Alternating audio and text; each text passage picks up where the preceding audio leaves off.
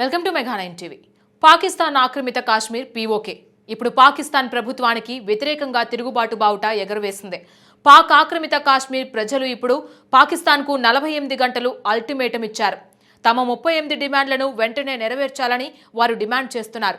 లేకపోతే భారీ నిరసనలకు దిగుతామని, పాకిస్తాన్ పాలనను వ్యతిరేకిస్తూ ఉద్యమాన్ని ఉధృతం చేస్తామని తీవ్రంగా హెచ్చరించారు.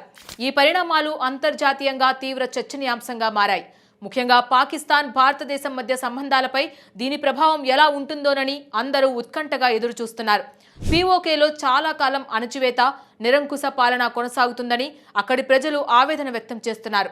తమకు కనీస హక్కులు కూడా లభించడం లేదని, ఆర్థికంగా వెనుకబాటుకు గురవుతున్నామని వారు అంటున్నారు. ఈ అల్టిమేటం వెనుక ఉన్న అసలు కారణాలేంటి? పీఓకే ప్రజల ప్రధాన డిమాండ్లేంటి? పాకిస్తాన్ ప్రభుత్వం దీనిపై ఎలా స్పందించబోతోంది? Let's watch.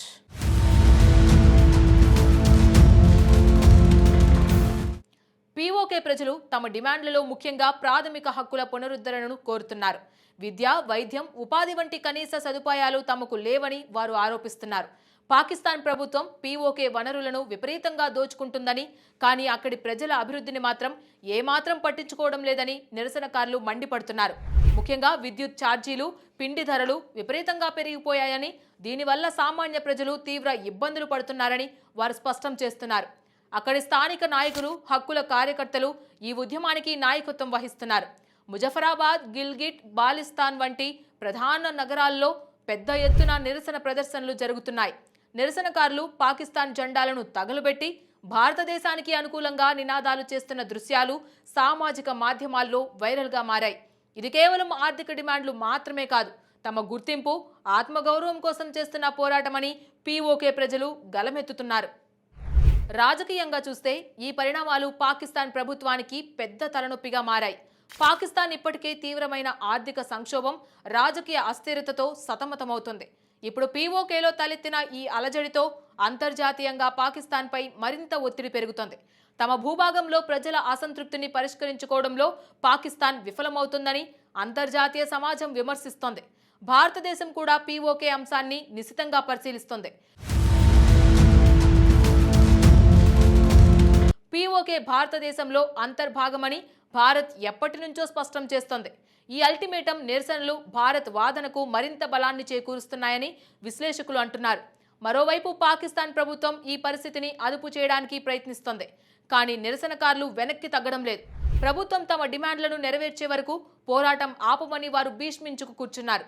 ఇక్కడ ఇంకో విషయం ఏమిటంటే, పాకిస్తాన్ ఆర్మీ జోక్యం చేసుకుంటుందా అనేది కూడా ఇప్పుడు పెద్ద ప్రశ్నగా మారింది. పీఓకేలోని పలు ప్రాంతాల్లో ఇంటర్నెట్ సేవలను నిలిపివేశారు. శాంతి భద్రతల పరిస్థితిని అదుపు చేసేందుకు పాకిస్తాన్ ప్రభుత్వం ఈ చర్య తీసుకుందని చెబుతున్నారు.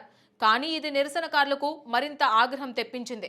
తమ గొంతు నొక్కే ప్రయత్నం చేస్తున్నారని వారు మండిపడుతున్నారు. సోషల్ మీడియాలో నిరసనల వీడియోలు, చిత్రాలు వైరల్ అవుతూనే ఉన్నాయి. చాలా మంది సామాన్య పౌరులు తమ రోజువారీ పనులను కూడా మానేసి నిరసనల్లో పాల్గొంటున్నారు. ముజఫరాబాద్లో జరిగిన ఒక భారీ ప్రదర్శనలో వేలాది మంది ప్రజలు పాల్గొన్నారు. ఆజాదీ కావాలి అంటూ నినాదాలు చేశారు. భారతదేశంలో తిరిగి కలవాలని కొందరు డిమాండ్ చేస్తున్నారని కూడా వార్తలు వస్తున్నాయి. రాబోయే 48 గంటలు పీఓకే చరిత్రలో చాలా కీలకమైనవని కానున్నాయి. పాకిస్తాన్ ప్రభుత్వం ఈ అల్టిమేటంపై ఎలా స్పందిస్తుంది? డిమాండ్లను అంగీకరిస్తుందా లేక బలప్రయోగానికి పాల్పడుతుందా అనేది ఇప్పుడు ప్రపంచం మొత్తం ఆసక్తిగా ఎదురుచూస్తున్న విషయం. ఈ సంక్షోభానికి చారిత్రక నేపథ్యం కూడా ఉంది. 1947లో కాశ్మీర్ సమస్య మొదలైనప్పటి నుంచి పీఓకే పాకిస్తాన్ ఆధీనంలో ఉంది. కానీ అక్కడి ప్రజలు ఎల్లప్పుడూ పాకిస్తాన్ పాలనపై అసంతృప్తి వ్యక్తం చేస్తూనే ఉన్నారు. వారికి తగిన ప్రాతినిధ్యం లభించడం లేదని, తమను కేవలం ఒక కాలనీగా చూస్తున్నారని వారు తరచుగా ఆరోపిస్తూ ఉంటారు. ముఖ్యంగా China Pakistan economic corridor project కింద పీఓకే వనరులను చైనాకు ధారాదత్తం చేస్తున్నారని, దీనివల్ల స్థానిక ప్రజలకు ఎలాంటి ప్రయోజనం లేదని నిరసనకారులు ఆగ్రహం వ్యక్తం చేస్తున్నారు. ఈ నిరసనలు ఇప్పుడు మరింత తీవ్ర రూపం దాల్చాయి. గోబ్యాక్ పాకిస్తాన్ నినాదాలు సర్వసాధారణంగా వినిపిస్తున్నాయి. ఈ ఉద్యమం ఒక సాయుధ పోరాటంగా మారకుండా పాకిస్తాన్ ప్రభుత్వం ఎలాంటి చర్యలు తీసుకుంటుందో చూడాలి. ఇది కేవలం స్థానిక సమస్య కాదని, అంతర్జాతీయ స్థాయిలో మానవ హక్కుల ఉల్లంఘనగా ఇది మారే అవకాశం ఉందని ఐక్యరాజ్య సమితి కూడా ఆందోళన వ్యక్తం చేసింది. మరి పీఓకే ప్రజల ఈ తిరుగుబాటు పాకిస్తాన్కు ఎలాంటి గుణపాఠం నేర్పుతుందో చూడాలి. 48 గంటల అల్టిమేటం తర్వాత పరిస్థితి ఎలాంటి మలుపు తిరుగుతుందో వేచి చూడాలి. పీఓకేలో శాంతి నెలకొంటుందా లేక మరింత ఉద్రిక్త పరిస్థితులకు దారితీస్తుందా అనేది ఇప్పుడు ప్రశ్నార్థకం.